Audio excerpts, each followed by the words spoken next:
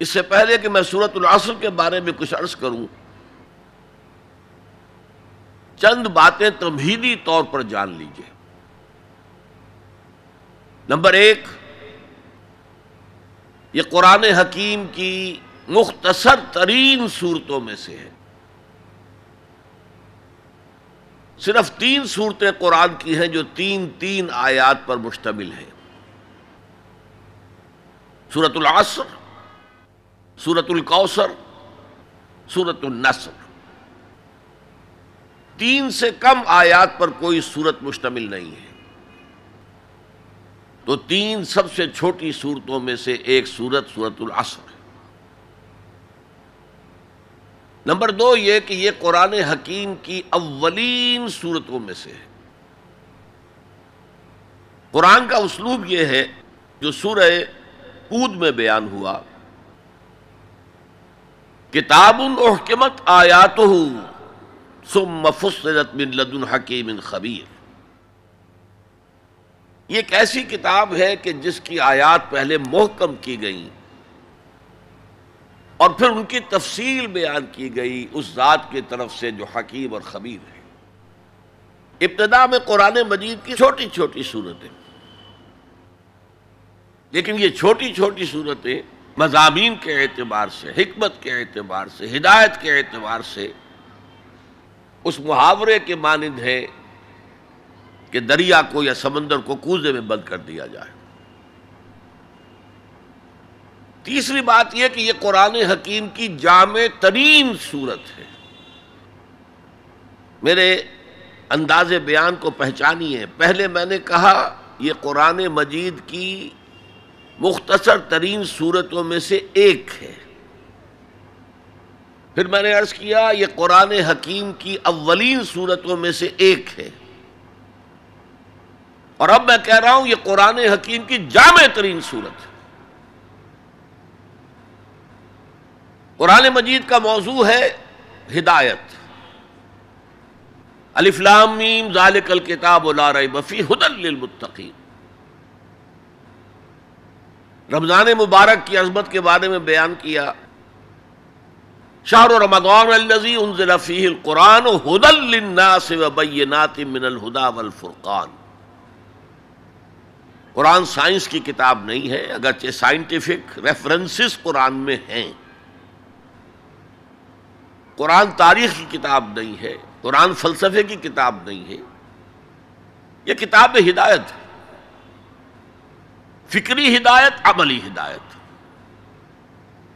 اور وہ ہدایت جو ہے اس سورہ مبارکہ میں مختصر ترین الفاظ کے اندر سمو دی گئی۔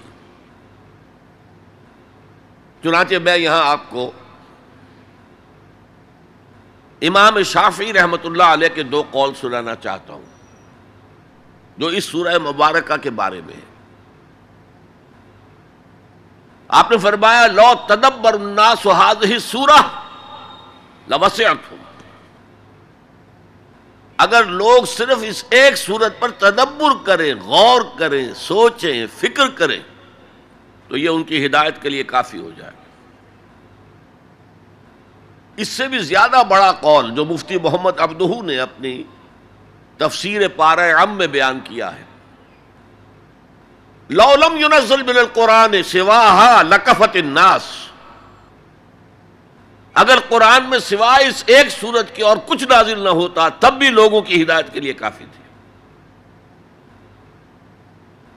اسی جامعیت کی بنا پر صحابہ کرام کا ایک طرز عمل امام راضی نے لکھا ہے: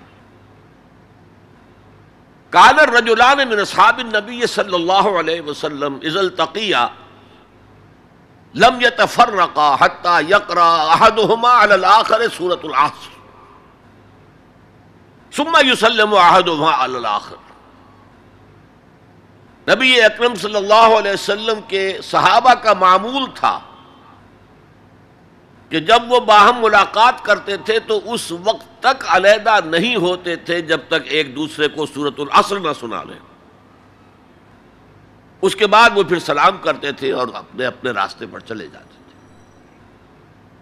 یعنی تذکیر کے لیے، یاد دہانی کے لیے ہدایت کے جملہ مراحل کو واضح کرنے کے لیے ایک ایک لفظ میں یہ سورہ مبارکہ جو ہے واقعتاً اسی کی مثال ہے کہ سمندر کو کوزے میں بند کر دیا گیا۔ ایک اعتبار سے یوں بھی کہا جا سکتا ہے کہ یہ قرآن حکیم کے مضامین کا انڈیکس ہے۔ قرآن میں کچھ تاریخی واقعات بیان ہوئے ہیں، کچھ ازل کی باتیں بتائی گئیں، آدم کی تخلیق کا مرحلہ بتایا گیا، آدم و ابلیس کا قصہ بیان کیا گیا، پھر بہت سے انبیاء کے حالات بیان کیے گئے، پھر ہمیں آخرت کی خبریں دی گئیں۔ ان سب کی طرف اشارہ ہو گیا والعصر،